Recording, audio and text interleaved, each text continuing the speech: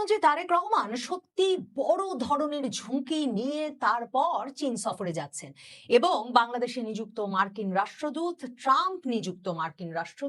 Brain Christensen সেটা আবারও তারেক রহমানকে আর তার পররাষ্ট্রমন্ত্রী খলিলুর রহমানকে মনে করিয়ে দিয়েছেন সফরে যাওয়ার আগের দিন পররাষ্ট্রমন্ত্রীর দফতরে উপস্থিত হয়ে তার সঙ্গে সাক্ষাৎ করে। শনিবার দিন সাপ্তাহিক ছুটির দিন, সেদিনে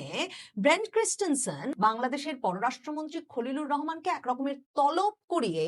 পররাষ্ট্র মন্ত্রণালয়ে গিয়ে তার সঙ্গে সাক্ষাৎ করেছেন এবং বেরিয়ে বলেছেন যে বিশ্বকাপে যুক্তরাষ্ট্র এমন ভালো করছে, চমক জাগিয়ে অস্ট্রেলিয়াকে যে হারিয়ে দিয়েছে, সে কারণে এই গুরুত্বপূর্ণ বিষয়ে আলাপ করতে নাকি শনিবার ছুটির দিনে পররাষ্ট্রমন্ত্রীকে ডাকিয়ে তিনি বৈঠক করেছেন যে বাংলাদেশ সহ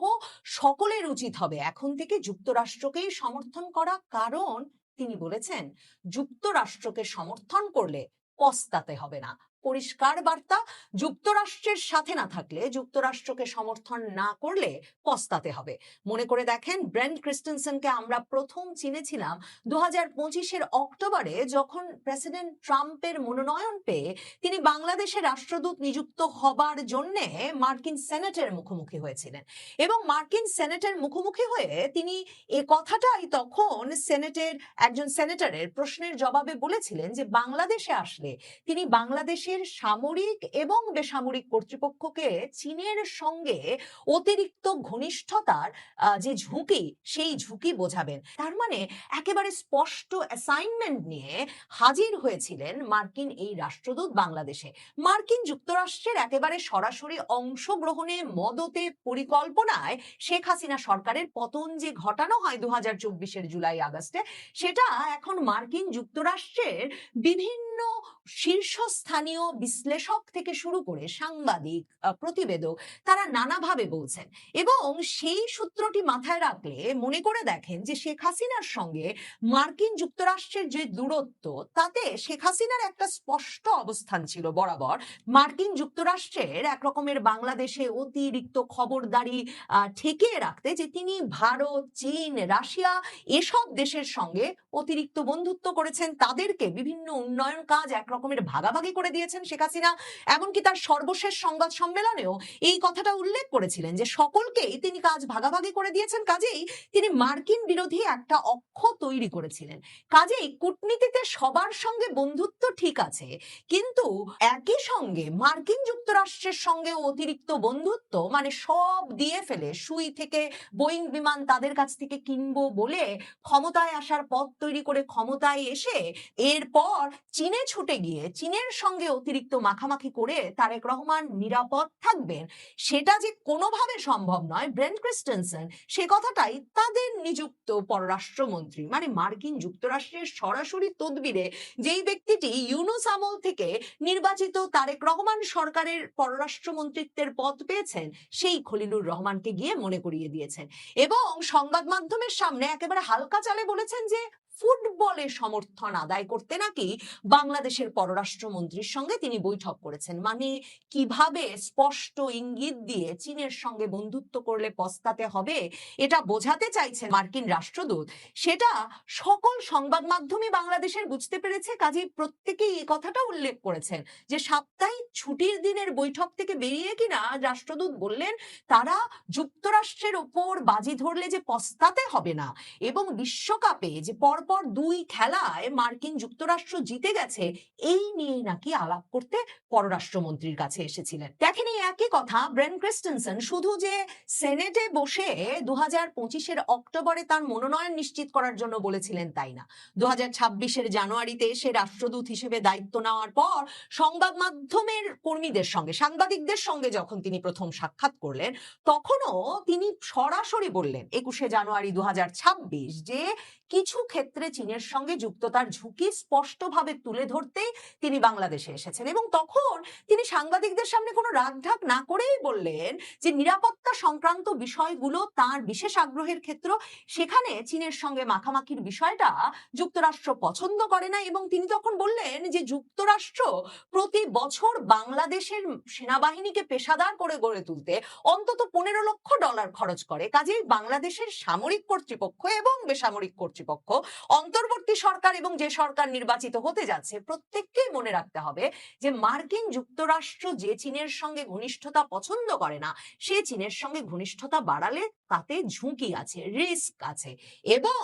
এরপর তিনি খলিলুর রহমানকে সরাসরি বলে এলেন রিগ্রেট করতে হবে না যদি মার্কিন যুক্তরাষ্ট্রের সঙ্গে সম্পর্ক রাখা হয়, মানে না হলেই রিগ্রেট করতে হবে, সেটা পস্তাতে হবে। আসলে তারেক রহমান বোধহয় এই পুরো ব্যাপারটার সমীকরণটা বুঝতে পারছেন না। দেখেন, চীন, ভারত, রাশিয়া সকলকে একেবারে ব্যবসা বাণিজ্য দিয়ে ঘনিষ্ঠ রেখে 15 বছরের বেশি যে ক্ষমতায় থাকতে পারলেন শেখ হাসিনা, সেই শেখ হাসিনা কিন্তু একদম শেষ মুহূর্তে 2026 সালে সেই এক তিস্তা মহাপরিকল্পনার বাস্তবায়ন ভারতকে দেবেন না চীনকে দেবেন, এ নিয়ে দুদেশকেই একেবারে অসন্তুষ্ট করে ফেলেছিলেন। তখন ভারতের পত্রপত্রিকা সয়লাব একথায় যে শেখ হাসিনা এত ঘনিষ্ঠ বিশ্বস্ত বন্ধুত্ব রেখে কিনা তিস্তার মতো জায়গায়, স্পর্শকাতর জায়গায় এত বড় একটা মহাপরিকল্পনা বাস্তবায়নের কাজ ভারতের শত্রু চীনকে দিচ্ছে। আর চীনকে তিনি এই কাজটা দেবেন বলে চীন সফরে গিয়ে যখন সেটা আর দিলেন না, ভারতের এই অসন্তোষের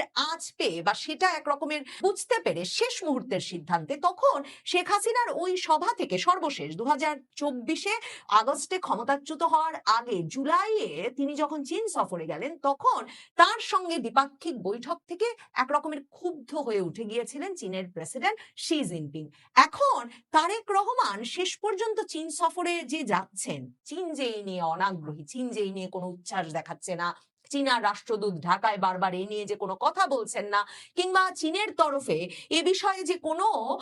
বক্তব্য বিবৃতি রাখা হচ্ছে না, তার একটা বড় কারণ তার দাওয়াতটা মূলত চীনের প্রধানমন্ত্রীর, এবং চীনের প্রধানমন্ত্রীর সঙ্গেই তার দ্বিপাক্ষিক বৈঠক এবং কিছু সমঝোতা স্মারক মাত্র সই হবে এই সফরে তারেক রহমানের সঙ্গে। এমনকি তারেক রহমানের জন্য যে নৈশভোজ, সেখানেও শি জিনপিং উপস্থিত থাকবেন না, সেটাও চীনের প্রধানমন্ত্রী মানে একজন আলংকারিক পদ গ্রহণকারী ব্যক্তির সঙ্গেই ঘটবে। এদিকে মার্কিন যুক্তরাষ্ট্র, ব্রেন ক্রিস্টেনসন, ট্রাম্প প্রশাসন সরাসরি তারেক রহমান প্রশাসনকে ধমকে দিয়ে বলে রেখেছে কিছুতেই তিস্তা মহাপরিকল্পনা বাস্তবায়নের কাজের নামে 10 বছর বা একটা দীর্ঘমেয়াদে চীনকে বাংলাদেশে ঢোকানো চলবে না। মানে যেহেতু ওই জায়গাটিকে ভীষণ নিরাপত্তা কৌশলগতভাবে গুরুত্বপূর্ণ বলে আমেরিকাও মনে করে, এবং মার্কিন যুক্তরাষ্ট্র এটাও বলে দিয়েছে ওইসব যুদ্ধ বিমান কেনা সহ কোনো প্রতিশ্রুতি, কোনো চুক্তি সই করে আসা যাবে না চীনে গিয়ে। তাহলে চীনে গিয়ে তারেক রহমান চীনকে বিরাট বন্ধু বানিয়ে আসবেন, তার তো কোনো সম্ভাবনা নাই। আর চীন এখন মোটেও এই পরিস্থিতিতে এই সরকারের সঙ্গে তিস্তা মহাপরিকল্পনা বাস্তবায়নে ব্যাপক বিনিয়োগ করতেও আগ্রহী হচ্ছে না। অনেক সংবাদ মাধ্যম এরই মধ্যে খবর দিয়েছে যে চীন এটা আনুষ্ঠানিকভাবে জানিয়ে দিয়েছে, কারণ যখন সারা বাংলাদেশ এক রকমের মার্কিন যুক্তরাষ্ট্রের প্রভাব বলয়ের ভিতর আনুষ্ঠানিকভাবে ঢুকে গেছে, সামরিক প্রতিরক্ষা চুক্তিও আনুষ্ঠানিকভাবে হচ্ছে, এবং কোনো নিরাপত্তা সংক্রান্ত খবরও যাতে, স্পর্শকাতর তথ্য যাতে মার্কিন যুক্তরাষ্ট্রের কাছে গোপন না থাকে, সে কারণে মার্কিন যুক্তরাষ্ট্রের সঙ্গে খুবই শীঘ্রই আকসা জিসোমিয়া সই করবে বাংলাদেশ, তখন চীন কিছুতেই বাংলাদেশের সঙ্গে কোনো দীর্ঘমেয়াদী পরিকল্পনায় যেতে চাইছে না। যারা ভাবছেন তারেক রহমান সব দেশকে দুহাতে নিয়ে খেলবেন, তাদেরকে মনে করিয়ে দিতে চাই এই চীনের সঙ্গে ঐতিহাসিকভাবে বিএনপির অতি ঘনিষ্ঠ সম্পর্কটা যে এমন তিক্ততায় পর্যবসিত হলো যে চীন কিনা শেখ হাসিনাকে 15 বছর ধরে তার সকল নির্বাচনকে, তার সকল উন্নয়ন কর্মকাণ্ডকে অন্ধের মতো সমর্থন দিয়ে গেল, এবং চীনে যে শি জিনপিং বড় ধরনের সম্বর্ধনা দিয়ে এক একবার শেখ হাসিনাকে আমন্ত্রণ জানাতেন, সম্বর্ধনা জানাতেন, তার একটা কারণ বিএনপি একটা বিরাট বিশ্বাসঘাতকতা চীনের সঙ্গে করেছিল, যেই তাইওয়ানকে চীন তার ভূখণ্ড বলে মনে করে এবং এর স্বাধীন অস্তিত্ব স্বীকার করে না। 2004 সালে যখন বিএনপি জামাত জোট সরকার ক্ষমতায়, যেই বিএনপির সঙ্গে চীনের বরাবরের ঘনিষ্ঠতা, মানে চীন তো সেই বাংলাদেশের মুক্তিযুদ্ধ বিরোধী দেশ, যে দেশ বঙ্গবন্ধু হত্যার আগে বাংলাদেশকে স্বীকৃতি পর্যন্ত দেয় নাই, এরপর জিয়াউর রহমান সরকারের সঙ্গে বিরাট ঘনিষ্ঠতা গড়ে তুললো। সেই বিএনপি 2004 সালে ঢাকায় তাইওয়ানের একটা বাণিজ্য কনসুল খুলে বসেছিল এবং তখন খালেদা জিয়া সরকার যখন দেখলো চীন এতে রেগে মেগে অস্থির, সকল সম্পর্ক বিএনপি এবং বিএনপি সরকারের সঙ্গে ছিন্ন করে দিতে প্রস্তুত, তখন সমস্যা সামাল দিতে বলা হলো যে পররাষ্ট্রমন্ত্রী তখনকার মোর্শেদ খান কিংবা প্রধানমন্ত্রী খালেদা জিয়া কেউ জানতেন না,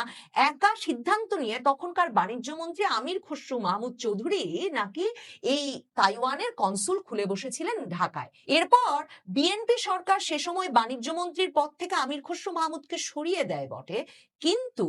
2009 সালে শেখ হাসিনা এসে তারপর ঢাকায় তাইওয়ানের কনসুলটা বন্ধ করেছিল এবং এরপর থেকেই শেখ হাসিনার সঙ্গে ব্যাপক ঘনিষ্ঠতা এবং বিশ্বাসের সম্পর্ক গড়ে ওঠে চীনের। চীন এসব ভোলে নাই। তারেক রহমান এবার গিয়ে বিরাট বিনিয়োগ সম্মেলন করে চীনে 2 দিন কাটিয়ে দেবেন ভাবছেন বটে, চীনের বিনিয়োগকারীদের সঙ্গে কথা বলবেন বটে, কিন্তু তাইওয়ানকে বাংলাদেশে বাণিজ্যের সুযোগ করে দিতে কনসুল খোলা, তাইওয়ানকে স্বাধীন অস্তিত্ব হিসেবে স্বীকার করে নেওয়া বিএনপি সরকারকে চীন এত সহজে কখনো বিশ্বাস করবে না। আর ওই আমির খসরু মাহমুদ চৌধুরী যার উপর দোষ চাপিয়েছিল তাইওয়ানের কনসুল খোলার জন্য বিএনপি সরকার, সেই আমির খসরু মাহমুদ চৌধুরী এখন বিএনপির তারেক রহমান সরকারের অর্থমন্ত্রী এবং কয়েক সপ্তাহ আগে সেই চীন বিরোধী মার্কিনপন্থী অর্থমন্ত্রী আমির খসরু মাহমুদ চৌধুরীর বাসায় এক নৈশভোজে গিয়ে মার্কিন রাষ্ট্রদূত নাকি খোদ তারেক রহমানকে ডেকে পাঠিয়েছিলেন, আর আমাদের প্রধানমন্ত্রী দৌড়ে মার্কিন রাষ্ট্রদূতের সঙ্গে দেখা করতে সেই নৈশভোজে গিয়ে মার্কিন রাষ্ট্রদূতের মনোভাবটাও জেনে এসেছিলেন। তারপরেও তাদের নিযুক্ত করা পররাষ্ট্রমন্ত্রী খলিলুর রহমান যে তাদের বদান্যতায় দেশে আসতে পারা তা প্রধানমন্ত্রী তারেক রহমানকে নিয়ে চীন চলে যাচ্ছেন, ব্রেন ক্রিস্টেনসেনকে তো তখন দৌড়ে পররাষ্ট্র মন্ত্রণালয়ে গিয়ে ছুটির দিনের অফিস খুলিয়ে হলেও মনে করাতেই হবে যে চীনের সঙ্গে মাখামাখি বেশি হলে পস্তাতে হবেই তারেক রহমানকে, খলিলুর রহমানকে, বিএনপি